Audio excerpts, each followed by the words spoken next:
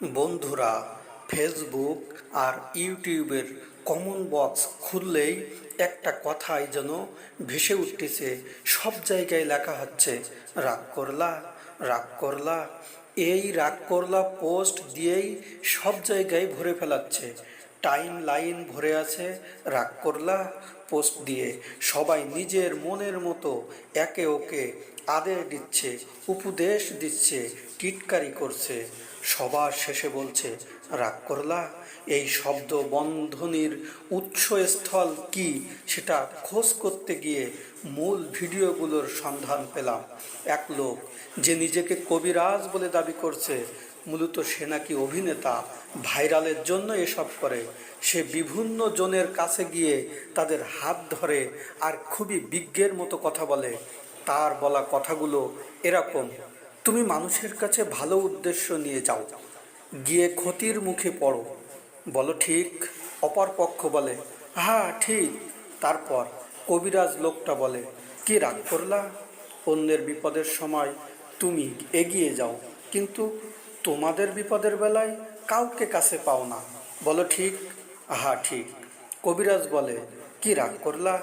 তুমি মানুষকে বিশ্বাস করে উপকার করতে চাও, কিন্তু সবাই তোমার সাথে বিশ্বাসঘাতকতা করে, ঠিক বললাম? হ্যাঁ ঠিক। কবিরাজ বলে কি রাগ করলা? কবিরাজের কথাবার্তাগুলো মোটামুটি এরকমই। কবিরাজ এই গদবাঁধা প্রশ্নগুলোর সবার কাছে বলছে, আর এমন বিজ্ঞের মতো কি রাগ করলা বলে আত্মতুষ্ট হচ্ছে, যেন ব্যক্তিবর্গের কি এক গভীর জীবন রহস্য তিনি উদ্ঘাটন করে ফেলছেন চোখের পলকে। একই সাথে তিনি তার উস্তাদের কথা বলছেন, একটা কবিরাজি গাছের ব্যাপারেও জানাচ্ছেন, যেটা টাকা দিয়ে নিতে হবে।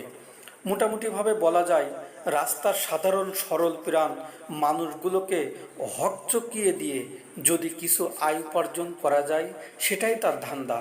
তবে এখানে কবিরাজকে এক পাশে রেখে তার করা প্রশ্নগুলোকে নিয়ে আমি একটু ভাবতে চাই। তার প্রশ্নগুলোর ধরন যদি আপনি খেয়াল করেন, আপনি দেখবেন প্রতিটাতেই ব্যক্তিকে যে মক্কেলকে সে কবজা করতে পারছে এমন কিছু বলে হকচকিয়ে দেওয়ার চেষ্টা করা হচ্ছে, যেখানে উক্ত ব্যক্তির ক্ষতির হিসেব ছাড়া লাভের কোনো আলাপ নেই। কবিরাজ আমাদের জীবন থেকে যে রহস্যটা উদ্ঘাটন করতে পেরেছে সেটা হলো দুঃখ। আমরা অধিকাংশ মানুষই আসলে দুঃখের সাথে বেঁচে আছি। তার প্রশ্নগুলো থেকে দেখুন, উপকার করতে গেছো, ক্ষতির মুখে পড়েছো, বিশ্বাস করেছো, বিশ্বাসঘাতকতা ফেরত পেয়েছো, ভালো করতে গিয়েছো, খারাপই ফেরত পেয়েছো, অন্যের বিপদে দৌড়ে গিয়েছো, কিন্তু তোমার বিপদে কেউ আসেনি। একবার ভাবুন তো, এই যে ঘটনাগুলো, এগুলো আপনার কার জীবনে নাই? মানুষের উপকার করতে গিয়ে উল্টো নিজের ক্ষতি ডেকে আনা, মানুষকে বিশ্বাস করে প্রতারিত হওয়া, অন্যের বিপদে পাশে দাঁড়ালেও নিজের বিপদে কাউকে না পাওয়া, এগুলো তো আমাদের অধিকাংশের প্রত্যাহিক অভিজ্ঞতা, তাই না?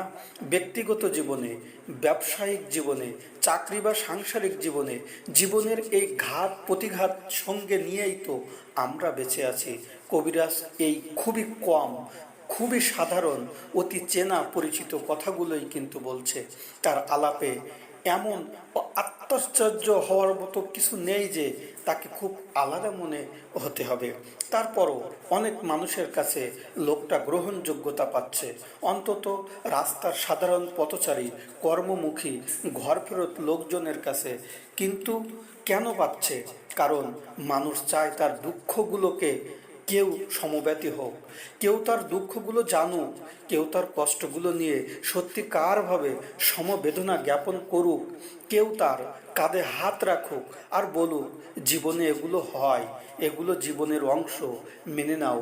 কবিরাজ অবশ্য সমব্যথী নয়, ধান্দাবাজ, কিন্তু সে তার ধান্দাবাজির জন্য বেছে নিয়ে জীবনের এমন এক নিগূঢ় ধারণাকে, যা আমাদের সমাজে খুব জোরালোভাবে চর্চা হওয়া উচিত। আমাদের প্রত্যেকের উচিত আমাদের পাশের জনের, পাশের প্রতিবেশীর, পাশের বন্ধু, কলিগ, সহকর্মীর দুঃখগুলোতে সমব্যথী হওয়া, তার দুঃখের কথাগুলো শোনা, তাকে অভয় দিয়ে এই কথা বলা যে জীবনের এই ঘাত প্রতিঘাতে সে একলা জর্জরিত নয়, আমরা অনেকে অনেকভাবেই এখানে ভুক্তভোগী। এই লোক রাস্তার লোকদের হাত ধরে তার ভাগ্য যেন আগেই বলে দিচ্ছে, মানুষ হতচকিত হয়ে যাচ্ছে।